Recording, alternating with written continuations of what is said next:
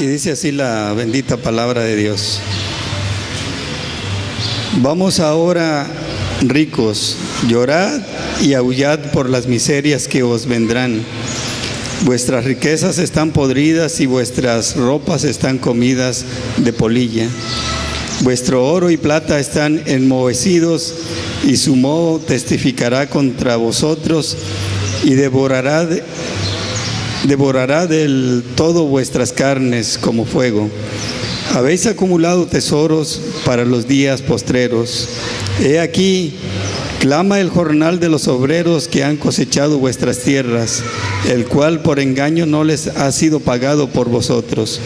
Y los clamores de los que habían cegado han entrado en los oídos del Señor de los ejércitos. Habéis vivido en deleite sobre la tierra y sido disolutos. Habéis engordado vuestros corazones como en día de matanza. Habéis condenado y dado muerte al justo, y él nos hace resistencia. Padre bendito, te damos gracias, Señor, en esta tarde por esta oportunidad que nos das de meditar en tu palabra, Señor, de poder sentarnos, Señor, en este día para leerla, escucharla, meditarla, memorizarla, para poder, Señor, edificar nuestra vida con ella. Que en esta tarde tú tomes el control de todo lo que aquí se va a hacer, Señor, y que podamos cada uno de nosotros, Señor, discernirla y llevarla a nuestra vida diaria. Danos sabiduría para poder entrar en este momento tan especial, Señor. Te lo pedimos, Padre, en el nombre de Jesús. Amén.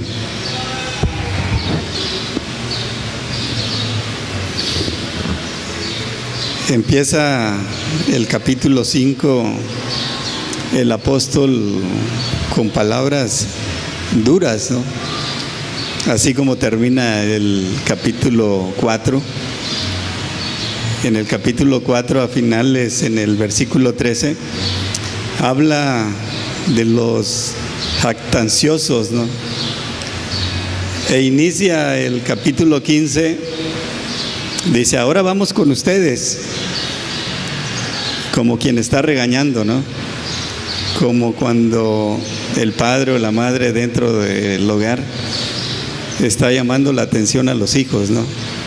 Y ya pasó por Juanito, por Pedrito, y le dice, ahora te toca a ti, va tu turno. Y así comienza el apóstol Santiago, ¿no? Diciéndole a los ricos, dice, ahora van ustedes.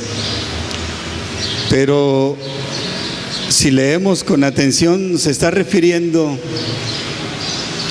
a un sector, ¿no?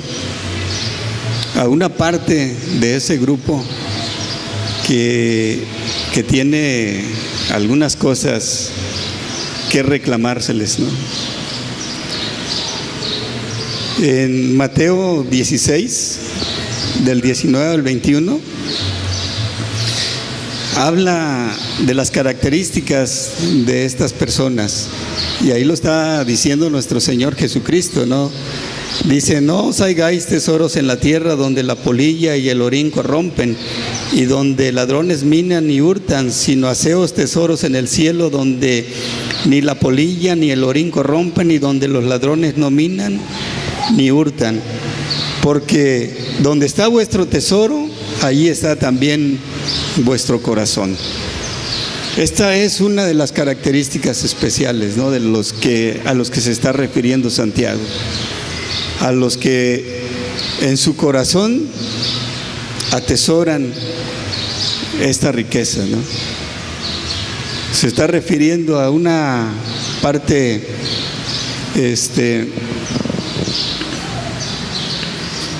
como digo, especial.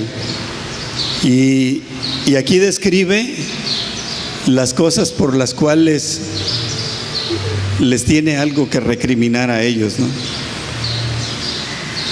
Dice: he aquí clama el jornal de los obreros que han cosechado vuestras tierras, el cual por engaño no les ha sido pagado por vosotros.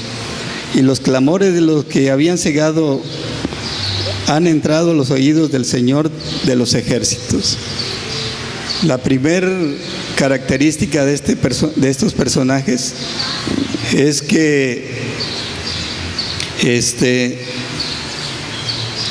no pagan a los trabajadores por el trabajo que realizan. Son explotadores, ¿no? Les recrimina primeramente eso.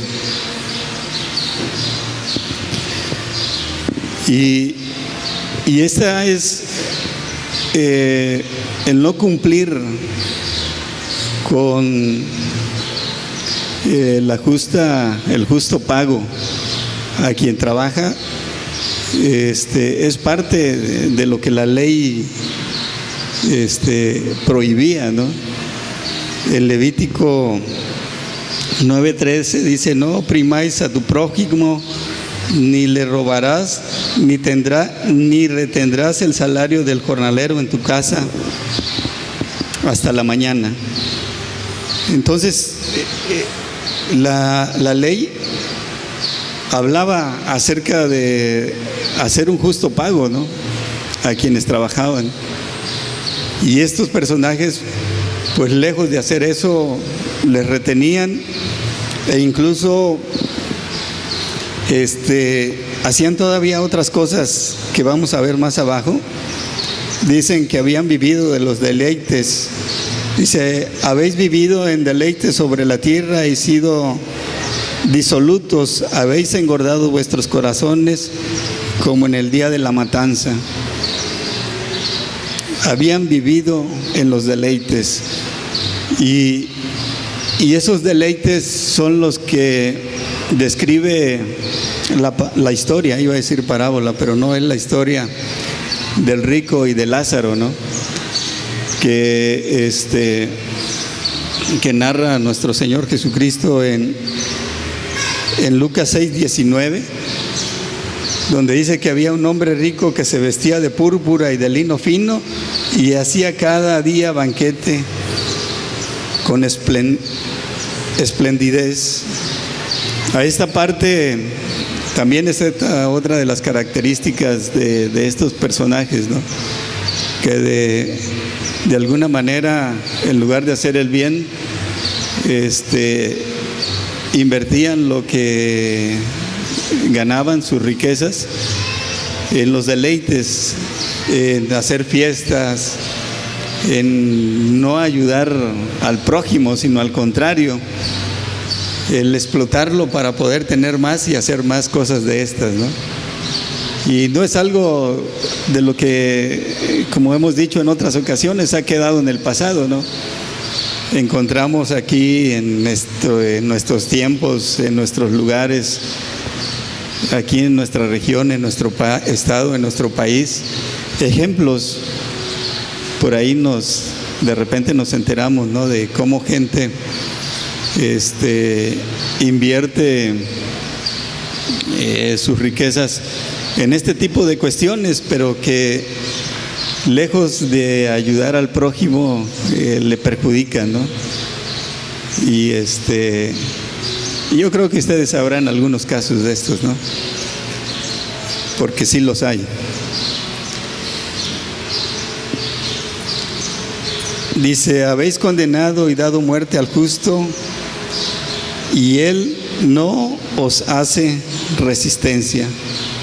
Estos personajes también dice que han condenado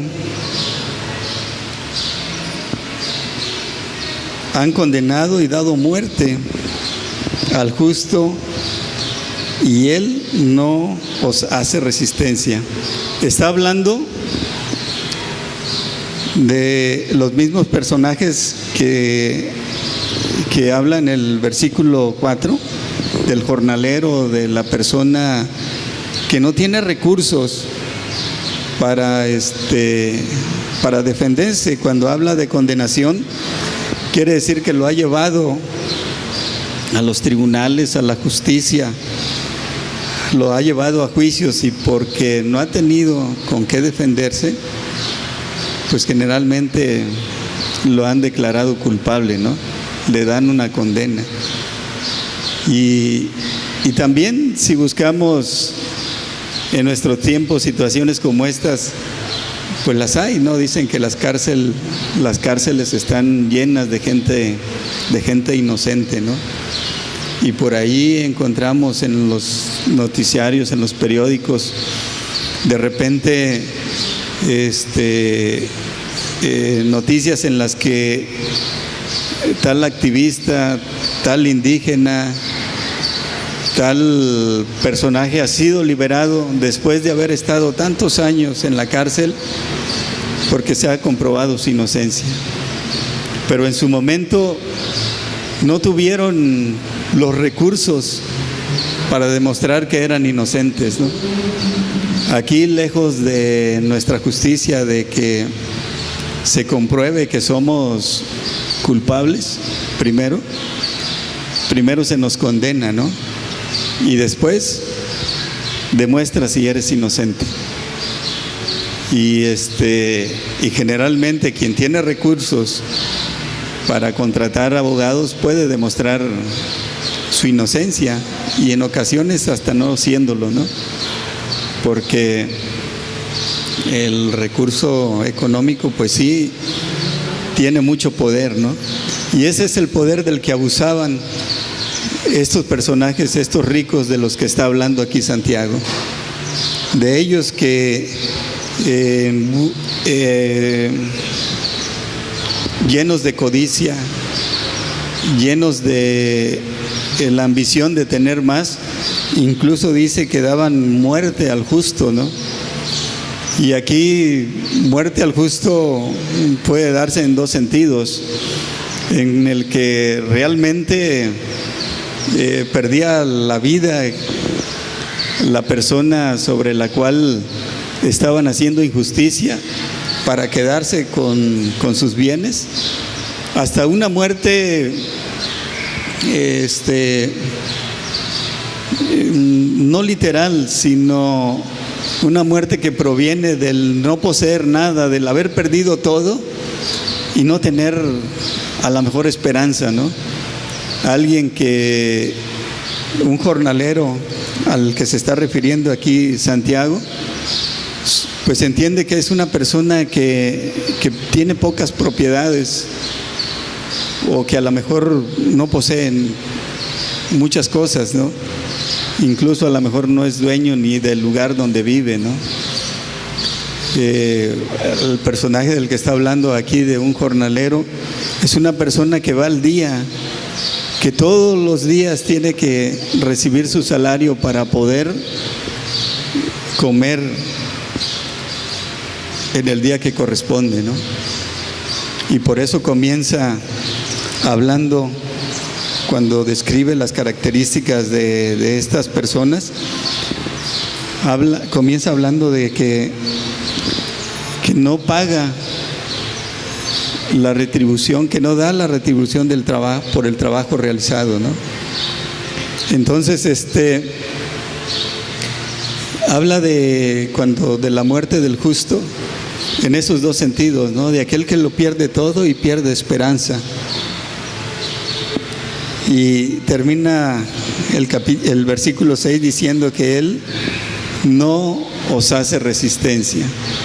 Y no hace resistencia pues porque no tiene los recursos para enfrentar, en este caso, un juicio justo, ¿no? Y así sucede: quien no tiene dinero para contratar un abogado, pues siendo inocente a veces es culpable, ¿no? Es declarado culpable. No es culpable, es declarado culpable. Y esa es la situación que está exponiendo en estos primeros versículos Santiago, ¿no? Que hay una diferencia muy grande entre estos dos personajes, ¿no? El que tiene mucho dinero y el que posee poco. Pero lejos de existir una diferencia económica, existe también una relación totalmente injusta entre ellos, entre este grupo en especial, porque en la Biblia encontramos casos de hombres sobresalientes que tuvieron muchísima riqueza, ¿no? El mismo Abraham, considerado el padre de nuestra fe, describe la Biblia que era dueño de innumerables cabezas de ganado, tenía muchos sirvientes, del mismo Job, ¿no? Que tenía, también describe ahí el libro de Job sus riquezas, y los describe como hombres muy, pero muy ricos. Entonces, Santiago se refiere a este grupo en especial. No describe si son creyentes o no son creyentes. Simplemente hace una revelación de esta situación, porque seguramente en aquel tiempo se veía mucho en aquellos lugares este tipo de situaciones, ¿no? Se vivían, yo creo que muy constantemente, ¿no? Así lo vivían quienes trabajaban para otros. Y en el 7 dice: por lo tanto, hermanos, tened paciencia hasta la venida del Señor. Mirad cómo el labrador espera el precioso fruto de la tierra, aguardando con paciencia hasta que reciba la lluvia temprana y la tardía. Por lo tanto, les dice el apóstol a quienes estaban siendo oprimidos: se tengan paciencia, aguanten hasta la venida del Señor. Y esta oración, tener paciencia hasta la venida del Señor, incluso hace ver que, y así lo comentan muchos de los que son estudiosos de la palabra, que esta última frase, hasta la venida del Señor, ellos pensaban que la venida del Señor ya era inminente casi.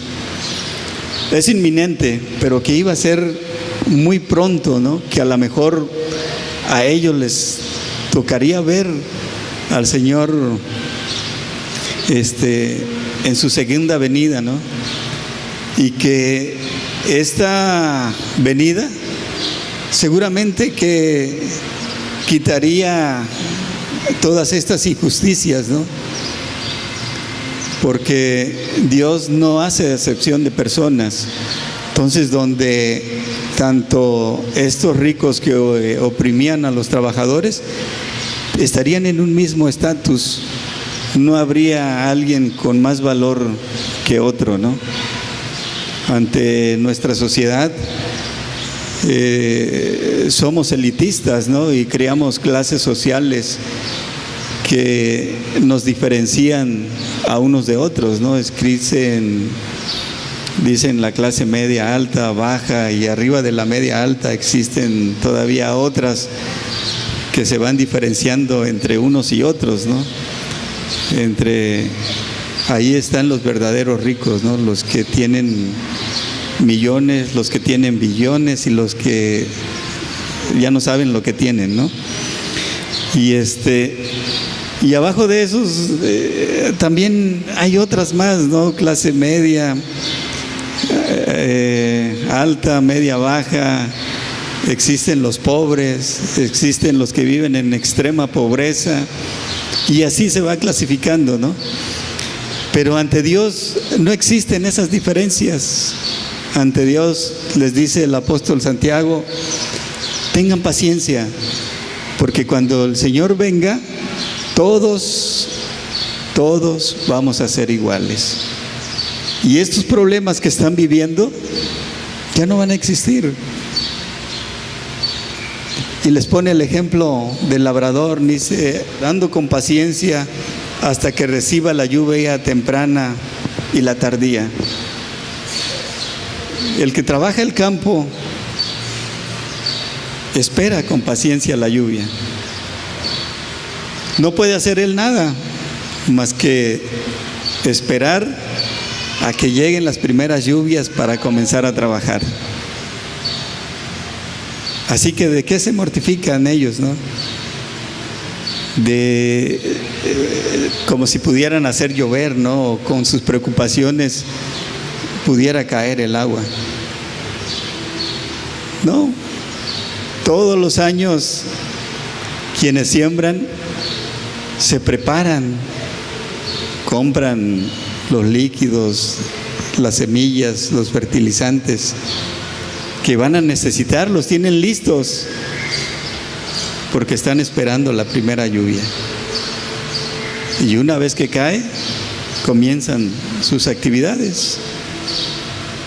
Y así les dice el apóstol Santiago: esperen como ellos, esperen la venida del Señor como ellos, como aquellos que esperan la lluvia. Y esta comparación tiene mucho sentido porque el pueblo en la historia de la humanidad, pues sabemos que era nómada, ¿no? Al principio dicen, y que un día se volvió sedentario debido al conocimiento de la agricultura. Entonces, el utilizar esta comparación de la agricultura, del esperar los tiempos adecuados, pues ese era algo que todo mundo podía entender. Y así también nos pasa a nosotros, todo mundo podemos entender, ¿no? Quienes vivimos aquí, estamos en una zona rural y conocemos de los tiempos. Cuando empieza a llover, que lleva ya unas 3 o 4 lluvias buenas, se dice por ahí, sabemos que ya se va a comenzar a sembrar. Entonces, así, con esa paciencia debemos de esperar, le dice el apóstol Santiago, la venida del Señor. Tened también vosotros paciencia y afirmar vuestros corazones, porque la venida del Señor se acerca. Se acerca. El apóstol Santiago creía que ya era cuestión de tiempo y que ellos verían la venida del Señor. Lo tomaba como un hecho que les iba a tocar ver, presenciar. Así como ellos vieron la presencia del Mesías, así también ellos vieron la muerte del Mesías. Así como ellos vieron la resurrección del Mesías, también así decía que iban a poder ver, o creían que iban a poder ver en los tiempos que ellos vivían, el regreso del Señor. Hermanos, no os quejéis unos contra otros para que no seáis condenados. He aquí el juez está delante de la puerta. Así que con paciencia, dice, no se quejen unos de otros, no hablen cosas de los demás, no se juzguen, porque quien juzga, dice, ya está ahí en la puerta, no está lejos. Entonces, pues es lo mismo, ¿no? Para nosotros. No sabemos si está ya ahí a la puerta, ¿no? En el capítulo 24 del Evangelio de Mateo, habla precisamente de que el Señor vendrá, que es inminente, quiere decir que va a suceder. Queramos o no queramos, el Señor va a venir, pero no sabemos cuándo. Allí dejó escrito que no nos correspondía a nosotros el saber cuándo vendría el Señor. Ni siquiera dice que a los ángeles, que solamente está en potestad de Dios el saber el día en que Él va a venir, que no nos va a avisar, que vendrá como ladrón en la noche. Entonces, por eso dice el apóstol Santiago, no se juzguen unos a otros, porque el que juzga ya está en la puerta. Y lo mismo tendríamos que decirnos nosotros, ¿no? O entender nosotros, no nos juzguemos unos a otros, porque el que juzga está en la puerta. Allí está. ¿Cuándo va a entrar? ¿Quién sabe? El día que Él lo decida. Pero el día que Él lo decida, nosotros debemos de estar preparados para recibirle, para ser aprobados, para que el juicio que haya sea un juicio aprobatorio, ¿no? El resultado de un juicio es culpable o inocente. No hay otro veredicto. El veredicto es culpable o inocente. Y eso va a ser el juicio que al cual vamos a ser todos sometidos, ¿no? Donde vamos a ser declarados culpables o inocentes. Por eso dice el apóstol Santiago, no se juzguen para que sean aprobados, ¿no? Para que sean declarados o seamos declarados inocentes.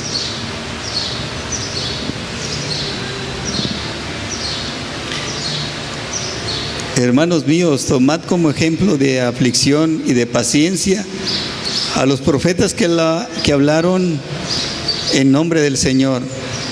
He aquí tenemos por bienaventurados a los que sufren. Habéis oído de la paciencia de Job y habéis visto el fin del Señor, que el Señor es muy misericordioso y compasivo. Y nuevamente, al igual que el libro de los Hebreos en el capítulo 11, nos ponen ejemplos. Nos ponen ejemplos de que todo esto, a lo que nos está exhortando, es posible, porque ha habido en la historia quienes han actuado con paciencia, ¿no? Y la historia de Job es todo un libro en donde podemos encontrar precisamente en la vida de él una muestra de cómo se debe de soportar la adversidad, ¿no? Que eso es la paciencia, ¿no? Cómo se sabe esperar a que haya tiempos mejores. En el libro de Hebreos, en el capítulo 11, nos exhortaba acerca de los que habían tenido fe. Hablaba de Moisés, de Abraham, de Rahab. Y así también el apóstol Santiago ahora utiliza a Job para enseñarnos que sí es posible, que ha habido personajes. Y a lo largo de la historia antigua y la historia moderna, debemos de encontrar miles y miles o millones de ejemplos de quienes han actuado con fe o de quienes han tenido paciencia. Porque si esto no sucediera a través de la historia, no estaríamos nosotros aquí. La iglesia en tiempos antiguos no vivió tiempos, ¿cómo diríamos? O más bien déjenme cambiar la expresión. La iglesia en tiempos antiguos vivió persecución, vivió aflicción, estuvo limitada en poder expresar con libertad, como lo hacemos ahora, el mensaje de Dios. Expresar el mensaje de Dios en muchas ocasiones fue causa de muerte. Y nosotros estamos aquí sentados porque hubo quienes tuvieron fe, hubo quienes tuvieron paciencia para soportar las circunstancias de aquellos tiempos. Y fruto de ello somos nosotros. Somos nosotros también. Y tenemos también nuestras luchas, tenemos también nuestras dificultades. Y así como estos héroes de la fe, héroes de la paciencia, que podíamos mencionarlos así, así también nosotros tenemos que hacer frente a estos tiempos que estamos viviendo con paciencia. Nos afligen muchas situaciones en el presente.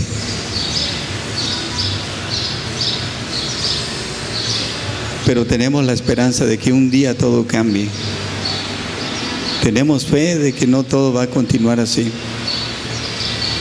Que un día las cosas para cada uno de nosotros van a ser diferentes. La palabra habla de que el mal seguirá creciendo, ¿no? Y quizás allá afuera las cosas vayan empeorando. Pero quienes creemos en Jesús, tenemos esperanza.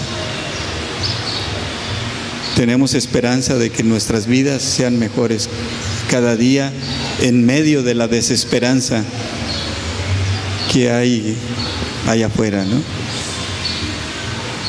En medio de las tinieblas.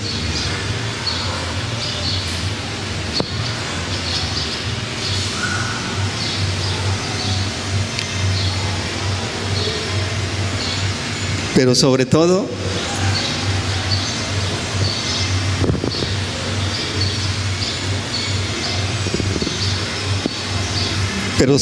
hermanos míos, no juréis ni por el cielo, ni por la tierra, ni por ningún otro juramento, sino que vuestro sí sea sí y vuestro no sea no, para que no caigáis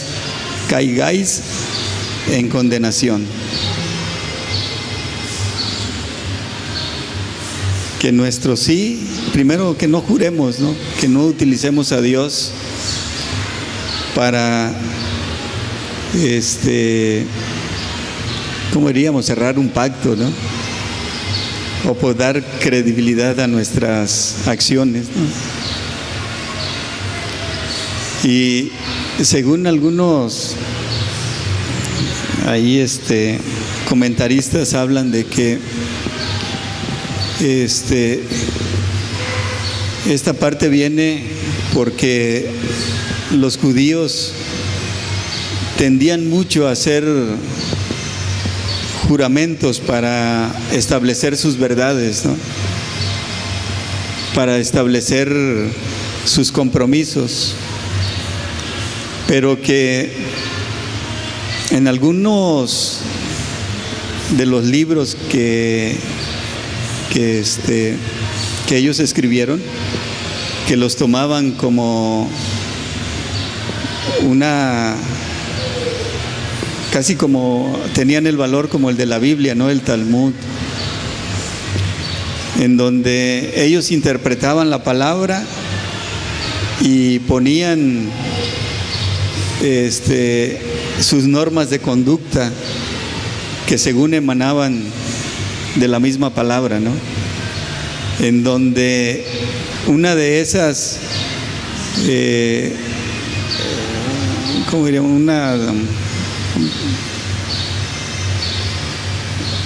De esos, ¿cómo diríamos? Como artículo de esos libros, decía que podían quebrantar un juramento y que no pasaba nada, ¿no?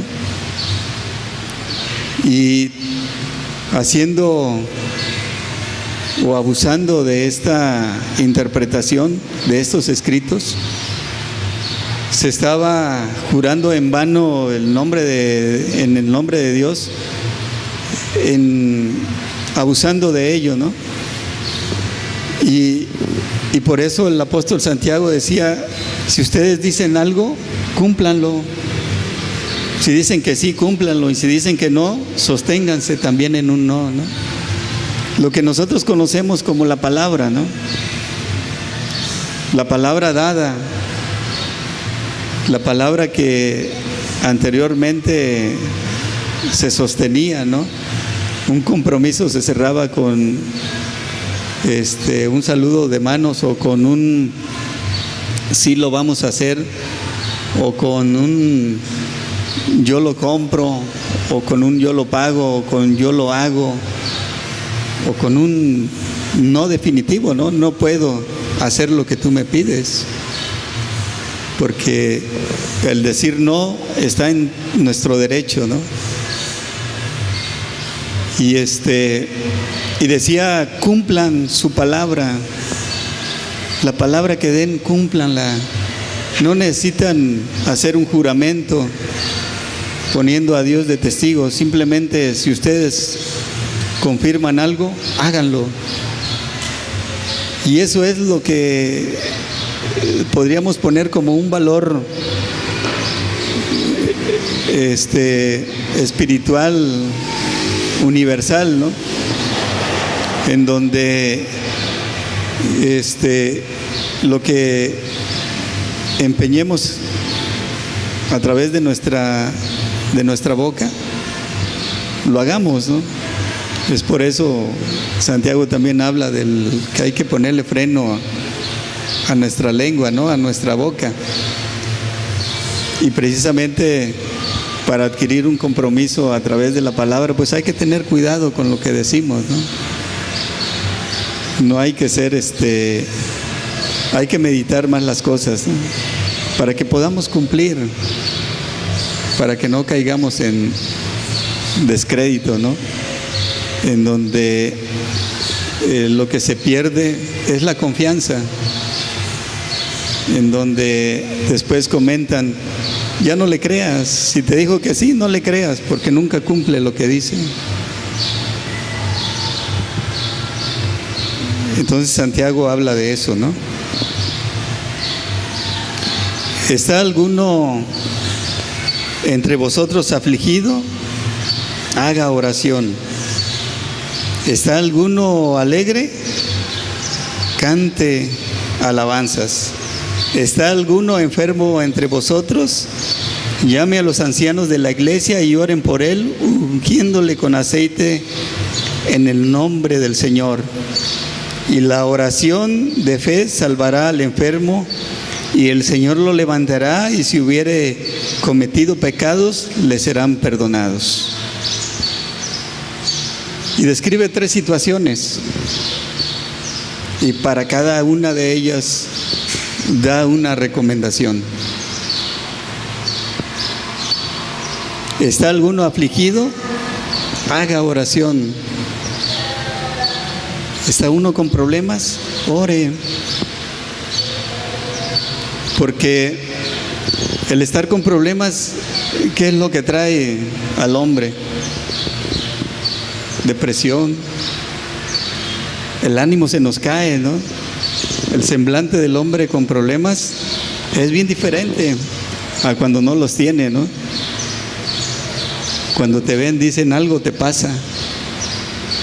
La sonrisa se traduce en una mueca de tristeza, ¿no? Incluso hasta las caritas que dibujan, ¿no? Un monito alegre tiene una sonrisa, una boca con una sonrisa, ¿no? Un monito triste, tiene la carita, la boquita al revés, ¿no? Dibujada. Entonces, ese momento, ¿no? Si se necesita pensar para resolver una situación, pues piensas mejor estando tranquilo que estando sumido en una depresión, ¿no? Y podrá salir de ese problema. ¿Está alguno alegre? Pues cante alabanzas, siga contento, ¿no? ¿Para qué interrumpir ese momento tan especial de alegría, ¿no? La recomendación es: sigue alegre. Canta alabanza, que se puede traducir la alabanza en una manera de orar, ¿no?